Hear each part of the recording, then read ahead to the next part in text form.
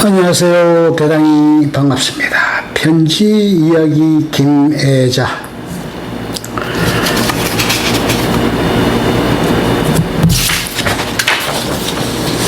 누군가에게 편지를 쓸 수 있는 사람은 행복하다. 물론 편지를 받는 이도 행복할 것이다. 나의 전자우편 하면은 3,000통이 넘는 편지가 들어있다. 앞으로도 내가 보낸 횟수만큼 저쪽에서 보내오는 답신은 계속해서 편지함에 쌓일 것이다. 적어도 두 사람 중 한 사람이 편지를 쓸 수 없는 불행한 상황이 벌어지기 전까지 우리의 이 새벽 편지 쓰기는 멈추지 않을 것이다.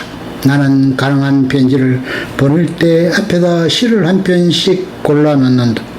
그러기 위해 웹스핑을 나서는데 사이버 공간으로 들어가면 참으로 많은 시인들의 시를 접할 수 있도록 사이트를 개방해 놓았다. 진실로 고마운 일이다.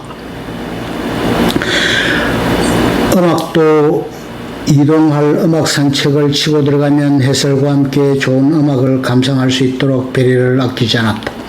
나는 잠시 눈을 감고 음악을 듣다 보면 내 입에서 당신은 참 멋진 사람이란 찬사가 저절로 나온다. 새벽에 일어나 시와 그림과 음악을 찾는데 소요되는 시간은 30분에서 길게는 1시간 정도 걸린다. 이렇게 정성껏 자료를 찾아 시와 그림을 넣고 편지를 써놓으라면 나도 모르는 사이에 가슴속으로 기쁨이 차오른다.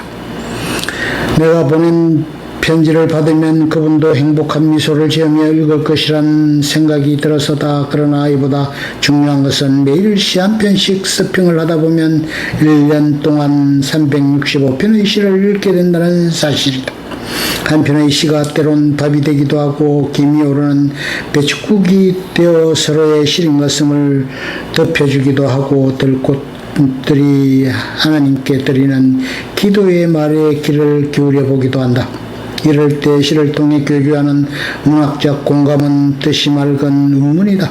편지 이야기를 꺼내고 보니 프란츠 카프카의 인형 편지가 생각난다. 폐결핵 말기 환자였던 카프카는 죽기 몇 달 전 베를린에서 겨울을 보냈다. 그는 매일 연인 도라 다만테와 집 근처에 있는 공원으로 산책을 나가곤 했었다. 그러던 어느 날 산책길에서 인형을 잃어버리고 울고 있는 소녀를 만나게 된다. 그때 이 작가는 꼬마를 달래기 위해 멋진 상상력을 발휘한다. 내가 가지고 놀던 인형이 멀리 여행을 떠났다고. 아이는 울음을 멈추고 아저씨가 그걸 어떻게 아느냐고 묻는다. 이에 카프카는 천연덕스럽게 자신은 인형의 우편 배달부인데 인형이 내게 쓴 편지를 깜빡 잊고 그냥 나왔다고 한다. 그리고 내일 내가 다시 여기로 오면 인형의 편지를 가지고 와 읽어주겠다고 약속한다. 카프카는 그날 밤부터 인형의 우편 배달부가 되어 편지를 쓰기 시작했다. 병들고 가난했던 그런 부품을 주워 모아 조립한 램프로 불을 밝혀놓고 밤마다 편지를 써놓았다가 날이 밝으면 아이가 기다리는 공원으로 나가 인형이 여러 지방을 돌아다니다가 여행길에서 만난 근사한 청년과 사랑에 빠지고 마침내 결혼을 하고 신혼여행을 떠났다가 돌아와 신접살림을 차리고 그리하여 소녀에게 다시는 돌아갈 수 없게 된 사연을 드라마틱하게 써서 읽어줬던 것이다. 그 후 병이 악화되어 프라하로 돌아간 카프카는 도라 다만트와 친구 막스 브로토에게 자신이 죽으면 모든 원고를 불태워버릴 것을 유언으로 남긴다. 안타깝게도 카프카는 생전에 자신이 쓴 작품들이 빛을 보지 못했다. 게다가 엄격하게 군림하는 아버지 밑에서 자신이 원하는 문학이 아닌 법학을 전공하게 된다. 변호사 자격증까지 땄으니 그는 변호사가 되지 않고 노동자재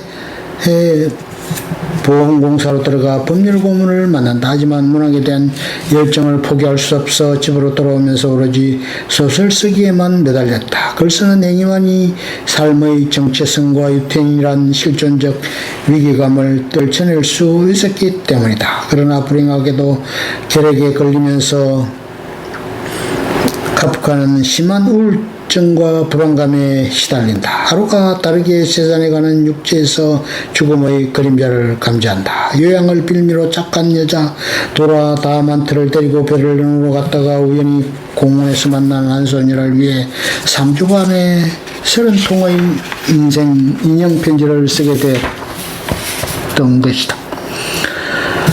다음해 6월 3일 그는 41세를 일기로 외롭고 우울했던 생을 마치고 프라하에 묻힌다. 그가 죽자 막스 프로트는 친구의 유언을 어기고 원고를 정리하여 책으로 읽는다. 하지만 작품이 제대로 빛을 본 것은 사후 20년이 지났어였다. 이렇게 우여곡절을 겪고서야 변신, 소송, 꿈, 성, 시골 의사 등의 작품들이 고전으로 남게 되었고 알베르트 까미와 함께 실존주의 작가로 명성을 떨치게 되었던 것이다. 그렇지만 인형편지는 임종을 지켜보던 도라 다만트를 통해 알려졌을 뿐 편지의 행방은 아직도 밝혀지지 않았다. 나는 가끔 눈을 감고 상상한다. 공원 벤치에 앉아 5살가량의 꼬마에게 다정한 목소리로 인형 편지를 읽어주던 낯빛이 창백한 이 한 남자의 옆모습을, 그의 따뜻한 입김과 숨결을. 이래서 카프카를 사랑하는 독자들은 그의 인형 편지를 세상에서 가장 아름다운 편지라고 말한다. 하지만 나는 다산 정영 선생이 유배지에서 가족들에게 보낸 편지가 더 가멸차다고 여긴다. 특히 선생이 만든 하피첩에 얽힌 이야기를 읽으면 가슴이 뭉클해진다. 선생께서 강진에서 기양살이를 할 때였다. 몸져놓은 아내가 헤어진 치마 5폭을 남편에게 보냈다. 병중에 얼마나 남편이 그리웠으면 장롱 속 깊이 넣어두었던 그것도 씹을 때 입었던 치마를 뜯어보냈을까. 붉은색은 이미 다망색으로 변색되었지만 선생은 그것을 받아들고 아내에게 다음 없는 그리움을 시로써 보낸다. 그런 다음 치마 4폭을 재단하여 첩으로 만들어 두 아들에게 훈계의 글을 적어 나눠줬다. 첩의 제목을 하피라 한 것은 치마색이 노을처럼 붉어서였다고 한다. 선생께서는 이번엔 딸의 몫으로 남겨둔 치마폭에는 메조도를 그렸다. 마침 딸이 온서 나를 받아둔 딸에게 그런 결혼 선물로 준비했던 것이다. 사뿐사뿐 새가 날아와 우리 뜰악며 나무가지에 앉아오네. 매화꽃 향 내 짙게 풍기자 꽃향기 그리워 날아왔네. 이제부터 여기에 머물러 지내며 가정 이루고 즐겁게 살아라. 꽃도 이제 활짝 피었으니 열매도 주렁주렁 맺으리. 다선생은 아들 6과 딸 3, 또 9남매를 두었다고 한다. 그러나 6남매를 어려서 잃고 학유와 딸 하나만 성장하여 결혼을 하게 되었던 것이다. 선생은 시집가는 딸의 얼굴도 보지 못하고 멀리 귀향지에서 아내가 보낸 붉은색 치마폭에 매화나무가지에 앉은 새 한 쌍을 그리고 시를 지어 사랑스러운 딸에게 보내주었던 것이다. 선생은 18년 동안 기양살이를 하면서 서울에 있는 가족들과 편지 왕래를 통하여 자신의 뜻과 사랑을 전해주었다. 특히 두 아들에게 패족이 학문을 게을리하면 남들에게 멸시를 당한다며 벼슬을 못해도 문장가는 될 수 있으니 배움에 있어 게으름을 부리지 말라는 당부가 갈피마다 구구절절하다. 고려사와 좋은 문장을 만나면 머릿속으로 들어올 때까지 필사를 하라고 권장했다. 또 필사를 할 땐 해독하기 어려운 문장이 나오면 따로 조목조목 적어보내라 이러고 편지 말미에 너희들은 아버지의 아들이면서 스승과 제자가 되면 더 좋을 것이라는 의사도 밝혔다.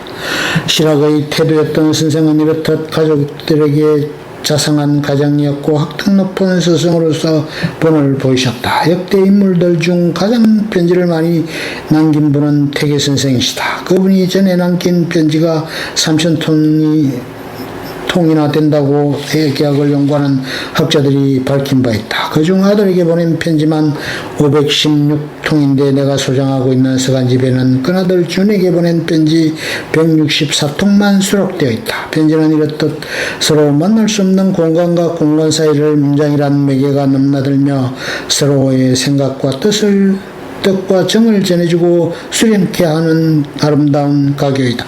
문단에 들어온 지 26년이 되었다. 그동안 나도 상당히 많은 분량의 편지를 받았다.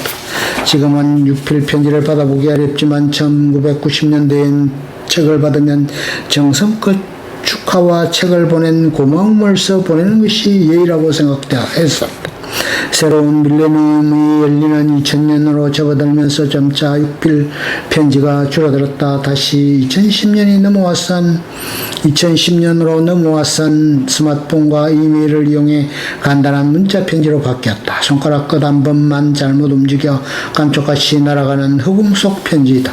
나는 그동안 책을 낼 적마다 받은 편지를 바인드에 정성껏 차려두었다. 한 번 한 번의 편지를 백지에 끼워 넣어 간직한 것이 7권을 채웠다. 500통이 넘는데 나는 이 편지 모음을 분신처럼 아낀다. 편지를 보낸 문단의 때 선배님들은 거반 명부전에 드신 터라 가끔 편지를 꺼내 읽어보면 울컥 목이 잠기곤 한다.